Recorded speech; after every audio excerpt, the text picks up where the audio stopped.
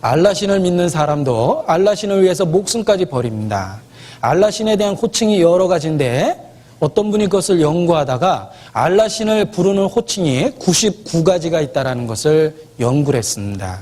그런데 알라신을 부르는 그 다양한 호칭 중에 아버지라는 호칭은 없답니다. 그런데 예수 그리스도는 우리에게 놀라운 것을 선물해 주셨습니다. 우리 같은 죄인이 그 거룩한 빛이신 하나님을 아버지라 부를 수 있는 특권을 주셨습니다. 회교도들이 꿈도 못 꾸는 놀라운 위치와 영광을 예수 그리스도께서 우리에게 주셨습니다.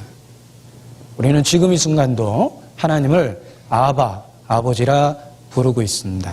아바라는 말은 아빠라는 말입니다. 우리는 어린아이처럼 낮고 겸손하게 하나님을 바라봅니다.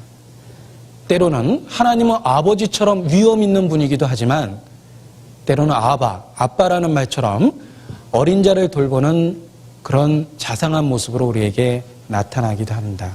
십자가가 바로 하나님을 아버지라 부를 수 있는 관계를 허락한 겁니다. 우리가 가장 소중히 여겨야 될 진리가 바로 그리스도의 십자가입니다.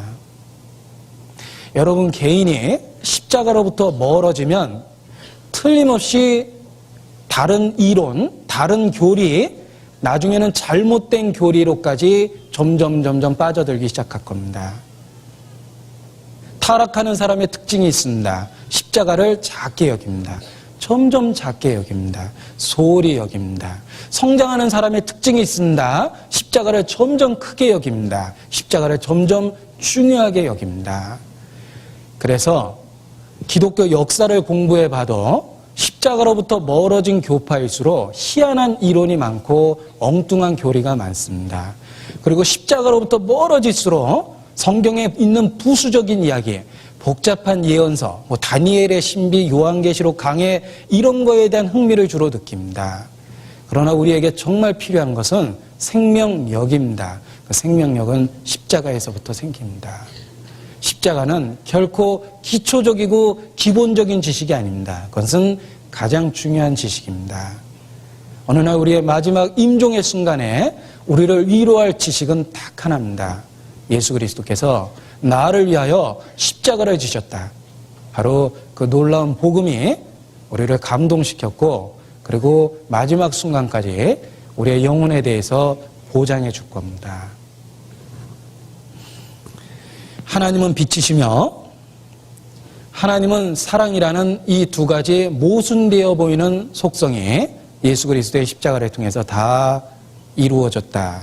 우리가 깨달은 진리 중에 하나입니다. 오늘 구체적으로 강조해서 말씀드리고 싶은 내용은 하나님이 빛이시며 거룩하시고 의로우며 선하시며 진실하다는 이야기를 드리고 싶은데 이 하나님이 빛이시라는 속성은 하나님의 사랑하고도 연결되어 있습니다. 하나님의 사랑이 변하지 않을 거라는 확신이 어디서부터 생깁니까? 때로는 뜨거웠던 사랑이 인간 사회 속에서 냉정하게 식어져 버리는 경우를 우리는 얼마나 많이 확인해 봅니까? 하나님의 사랑도 혹 그와 같이 변하게 되면 어떡합니까? 우리의 연약함, 우리의 실수, 우리의 어리석음, 혹 우리의 범죄로 인해서 하나님의 사랑이 식어버리면 어떡합니까? 그런데 하나님의 사랑이 변하지 않는다는 보증이 어디서 나오냐면 하나님이 빛이라는 사실에서 나오는 겁니다. 하나님의 사랑은 절대 변하지 않습니다. 하나님은 빛이시기 때문에 신실하시며 변하지 않는다는 겁니다. 구원의 확신은 하나님의 사랑 속에서도 나오지만 또 하나 기억해야 될 것은 하나님이 진실하시며 변하지 않는다는 빛이라는 속성 속에서 나오고 있다는 것도 기억할 필요가 있습니다. 하나님의 사랑이 그래서 변하지 않는 겁니다. 하나님이 빛이라는 것과 하나님이 사랑이라는 것은 아주 묘하게 조화되어 있습니다. 사랑을 보증하는 것이 빛이라는 신실함입니다. 그래서 디모데후서 2장을 같이 한번 찾아보겠습니다. 신약성경 디모데후서 2장 13절입니다.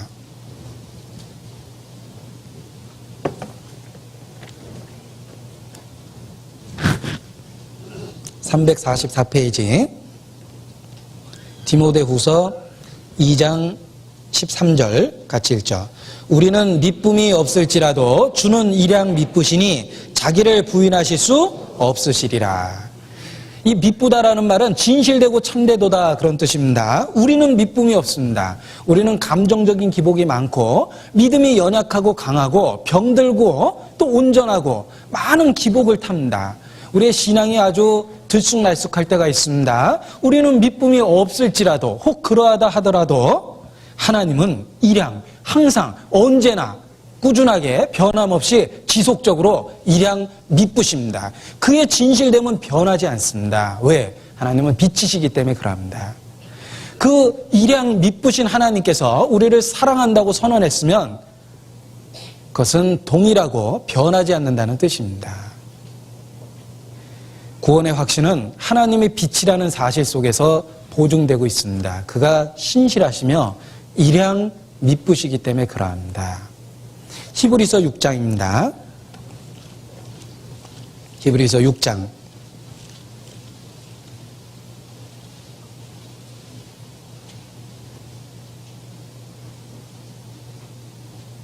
17절 18절입니다.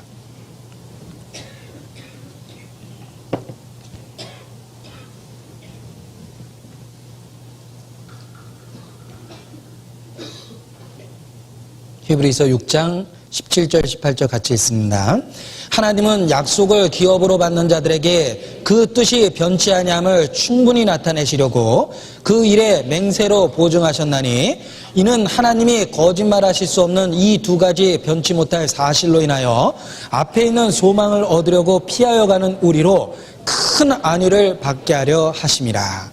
우리가 구원의 확신을 누릴 수 있고 큰 안위를 누릴 수 있는 이유가 있습니다. 두 가지 변치 못할 사실이 근거로 하고 있기 때문에 그러합니다. 그 두 가지가 무엇입니까? 첫 번째는 하나님이 맹세하셨다는 겁니다. 언약하셨다는 겁니다. 두 번째는 언약하신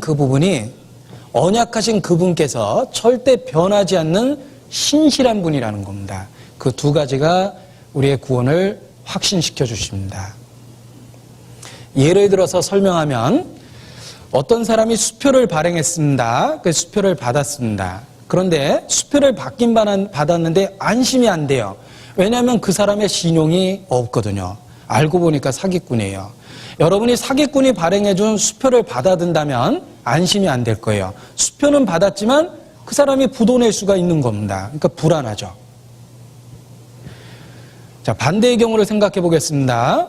수표를 받았는데 수표를 발행한 사람이 아주 믿을 만한 사람입니다. 틀림없는 사람입니다.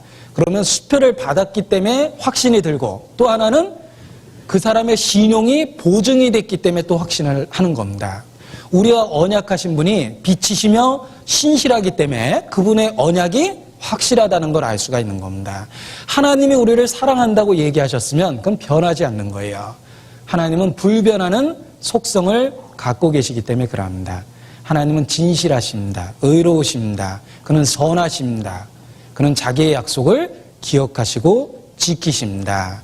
그래서 우리에게 사랑이라는 언약도 주셨지만 하나님 자신이 신실하고 완전하시기 때문에 그 사랑이 변하지 않을 거라는 확신을 우리가 갖게 되는 겁니다. 아이를 키우게 되면 아이의 성장기에 있어서 아이가 아주 불안해하는 단계가 있습니다. 엄마가 눈에 띄지만 않으면 울고 엄마 치마만 붙들고 졸졸 따라다닙니다. 아이의 성장기에 있어서 엄마에 대해서 안심을 못하기 때문에 그렇습니다. 그런데 자라다 보면 엄마가 눈에 안 띄지만 반드시 들어올 거라는 걸 알고 엄마가 자기를 야단을 지금을 치지만 자기를 정말 사랑하고 있다는 걸 알게 되었을 때부터 아이가 정서적으로 안정감을 갖습니다. 그래서 엄마가 눈에 띄지 않아도 잘 논다. 틀림없이 올 거라는 걸 확신했기 때문에 그러합니다. 신앙적으로도 마찬가지입니다.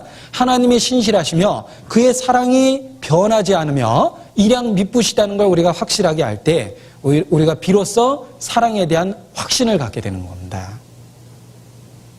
하나님의 두 가지 속성은 우리를 안심시키는 근거가 됩니다. 그가 우리에게 사랑의 언약을 주셨고 그분이 신실하다는 겁니다.